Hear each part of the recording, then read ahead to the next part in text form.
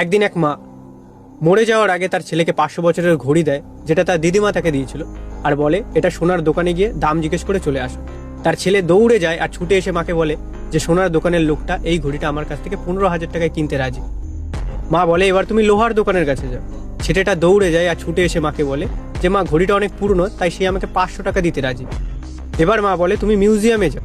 এবার ছেলেটা দৌড়ে যায় আর হাঁপাতে হাঁপাতে এসে মাকে বলে যে মা ঘড়িটা অনেক পুরনো, তাই মিউজিয়ামের লোকরা আমার এটার জন্য 5 কোটি দেওয়ার জন্য রাজি। মোরাল অফ দ্য স্টোরি, সঠিক জায়গায় সঠিক জিনিসের কদর হয়, ঠিক সেভাবেই সঠিক জায়গায় সঠিক মানুষের কদর হয়। তোর যদি কদর ঠিকঠাক না হয় তুই বুঝে যাবি তুই সঠিক জায়গাতে নেই। এটা যদি তোকে আরো ভালো করে বুঝতে হয়, এক নিমেষের জন্য ধর কোনো বস্তি এলাকায় কোনো ছেলে বা মেয়ে খুব ভালো পড়াশোনা করে এখন সে ভালো একটা কাজ করছে, কিন্তু সে বাড়ি করেছে ওই বস্তি এলাকাতে। এখন সে ডেলি যখন সকালে ওঠে চারিপাশে ঝগড়াঝাটি গালাগালি, আর তার কদর ওখানে কেউ করে না। কিন্তু এবার সেই মানুষটাই আর 10টা শিক্ষিত মানুষ যেখানে থাকে, অর্থাৎ শিক্ষিত কলোনিতে সে তার ঘর বানিয়েছে। এখন সে 10টা মানুষকে সম্মান দেয় আর 10টা মানুষ তাকে স্যার স্যার বলে সম্মান করে। কেন?